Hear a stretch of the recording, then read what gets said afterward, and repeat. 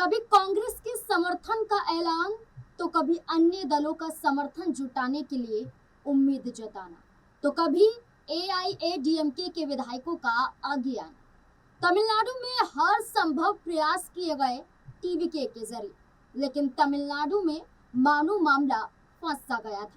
चर्चा शुरू हो गई थी कि विजय थलापति नए चेहरे बनकर तो बदलाव के लिए आगे आए, लेकिन सत्ता की चाबी तक पहुंच नहीं पाएंगे। लेकिन विजय थलापति ने सबकी साजिशों पर उबलता हुआ पानी फेंक डाला और 118 का बहुमत जुटा ही लिया।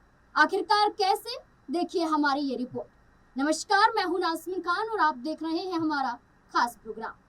विधानसभा चुनाव के नतीजों के आने के 4 दिन बाद भी तमिलनाडु में टीवीके की सरकार बनाने पर सस्पेंस बरकरार था। हालांकि एक्टर विजय थलापति की 2 साल पहले बनी पार्टी तमिलागा वेट्री कझगम ने सबसे ज्यादा 108 सीटें जीती थी, लेकिन बहुमत के आंकड़े 118 सीटों में से 11 सीट से पीछे रह गई थी। विजय बीते 2 दिन में 2 बार राज्यपाल से मुलाकात कर चुके थे, लेकिन रास्ता नहीं निकल पा रहा था। गवर्नर राजेंद्र विश्वनाथ आलेकर ने 2 टूक कह दिया था कि बहुमत साबित करने के बाद ही शपथ होगी। तो क्या था? दिन रात एक विजय थलापति द्वारा की गई और उम्मीद और कोशिशें जारी रही और आखिरकार विजय थलापति ने बहुमत जुटा ही लिया। विजय को मिला 118 का बहुमत। तमिलनाडु में विजय की पार्टी टीवीके की सरकार बनने का रास्ता साफ हो गया है। सीपीआईएम, सीपीआईएम और वीसीके ने टीवीके को समर्थन देने का फैसला कर लिया है, जिसके साथ ही टीवीके बहुमत के आंकड़े तक पहुंच गई है। सीपीआई, सीपीएम और वीसीके 2 को मिलाकर कुल 6 सीटें हो जाती हैं, यानी कि सीपीआई के पास भी 2 सीटें हैं, सीपीएम के पास भी 2 सीटें हैं और वीसीके के पास भी 2 सीटें हैं, तो मिलाकर 6 सीटें हो जाती हैं। इसके अलावा कांग्रेस ने पहले ही 5 विधायकों के साथ टीवीके को अपना समर्थन सौंप दिया था, जिसके बाद अब ये गठबंधन आसानी से बहुमत का आंकड़ा पा ले गया। विजय की टीवीके के पास 108 सीटें हैं। हालांकि इसमें विजय ने 2 सीटों पर जीत दर्ज की थी, जिसके साथ साथ देखा जाए तो वो 1 सीट को त्याग देंगे। कांग्रेस के 5 विधायकों के समर्थन से यह आंकड़ा 113 का हो जाता है। वहीं आपको ये बता दें कि ये 13 का तो हो जाता है, लेकिन इस बीच में वही कहा जा रहा है कि 2 सीटें थी, 2 सीटों में से 1 सीट को छोड़ना पड़ेगा, तो कांग्रेस का साथ मिलने के बाद ये आंकड़ा 112 का हो जाता है। वहीं सीपीआई, सीपीआईएम, सीवीसी और वीसीके के कुल 6 विधायकों को भी जोड़ लिया जाए तो ये आंकड़ा 118 तक पहुंच जाता है, जो बहुमत का आंकड़ा है।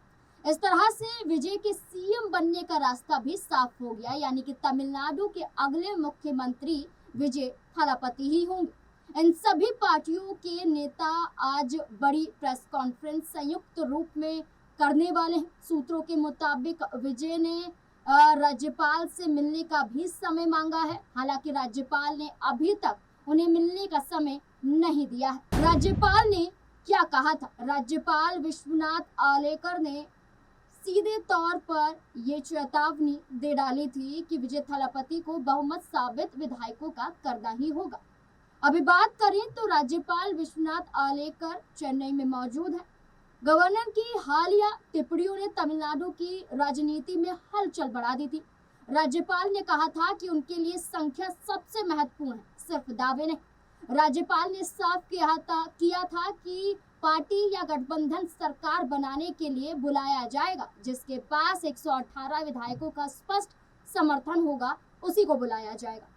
टीवीके और कांग्रेस ने राज्यपाल की टिप्पणियों पर नाराजगी भी जताई थी, क्योंकि ये सिर्फ बयान नहीं बल्कि एक प्रेशर माना जा रहा था कि जल्द से जल्द बहुमत जुटाना ही होगा, वरना कोई और दल बहुमत जुटाकर सरकार बनाने का दावा पेश कर देगा। राज्यपाल के खिलाफ टीवीके कार्यकर्ताओं ने किया था प्रदर्शन। टीवीके कार्यकर्ताओं ने आज लोक भवन के सामने सुबह प्रदर्शन भी किया था। प्रदर्शनकारी तमिलनाडु के गवर्नर राजेंद्र विश्वनाथ आलेकर से विजय को शपथ दिलाने की मांग कर रहे थे। बाद में पुलिस ने उन कार्यकर्ताओं को मौके से हटा दिया था। टीवीके कार्यकर्ता सुरेश ने कहा था कि अगर विजय को मुख्यमंत्री बनाने का मौका नहीं दिया गया तो भविष्य में और भी ज्यादा प्रदर्शन किए जाएंगे। तमिलनाडु विधानसभा चुनाव के नतीजों में किसी भी पार्टी को स्पष्ट बहुमत न मिलने के बाद से विजय की टीवी के तमिलनाडु में सरकार बनाने के लिए दूसरी पार्टियों से समर्थन जुटाने की कोशिश कर रही थी।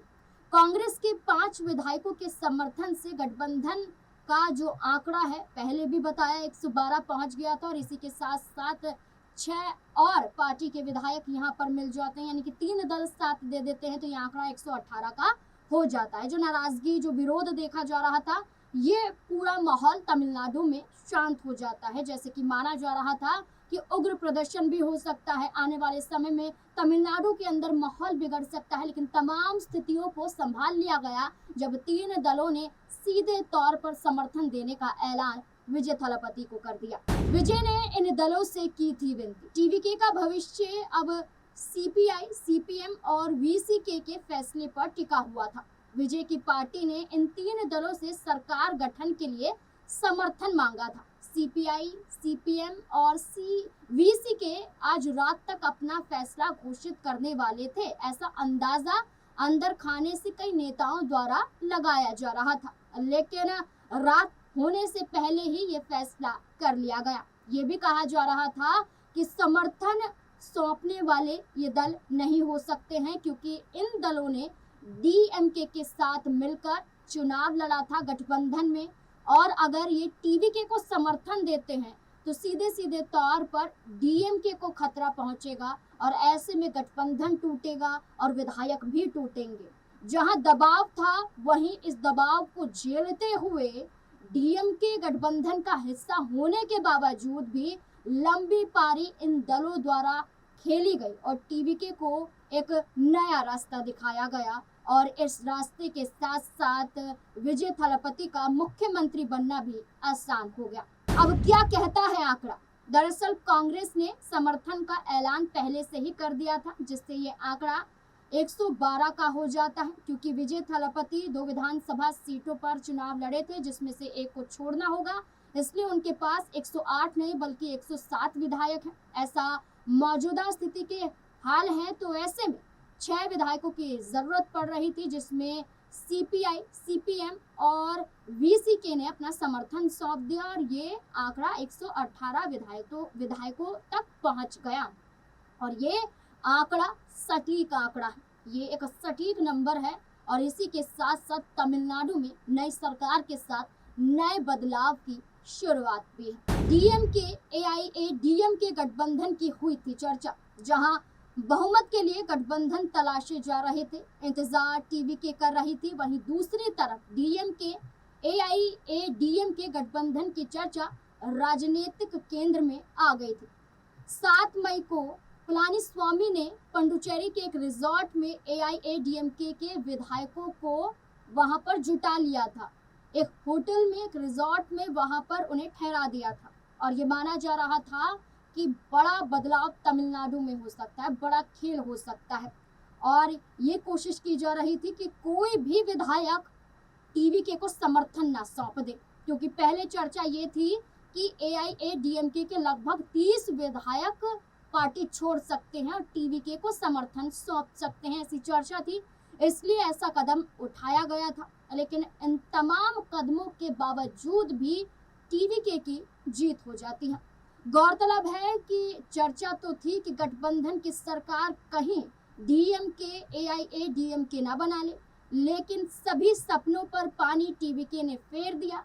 एक बड़ी चेतावनी भी दी गई थी जब बहुमत जुटाया नहीं गया था, इससे पहले चेतावनी दी गई थी कि अगर टीवीके के खिलाफ डीएमके, एआईएडीएमके गठबंधन की सरकार बनाते हैं छोटे दलों के साथ मिलकर, तो सामूहिक इस्तीफा होगा। टीवीके ने साफ तौर पर कहा था कि वो अपने सभी 107 विधायकों के साथ इस्तीफा सौंप देंगे और ये भी कहा गया था कि हम शांत नहीं होंगे, बल्कि विरोध किया जाएगा राज्यपाल के खिलाफ, विरोध किया जाएगा अन्य दलों के खिलाफ। लेकिन पूरा माहौल शांत हो जाता है, जो तूफान तमिलनाडु में था वो शांत हो जाता है। अब चर्चा है कि राज्यपाल कौन सा समय विजय थलापति को देते हैं शपथ के लिए, क्या अगले दिन 9 मई को शपथ लेंगे या फिर थोड़ा इंतजार करना होगा, कि सोमवार को वो शपथ लेंगे, क्योंकि अभी सिर्फ चर्चा है, समर्थन सौंपा है, प्रेस कॉन्फ्रेंस है और साथ ही साथ राज्यपाल का भी एक बड़ा फैसला आएगा कि वो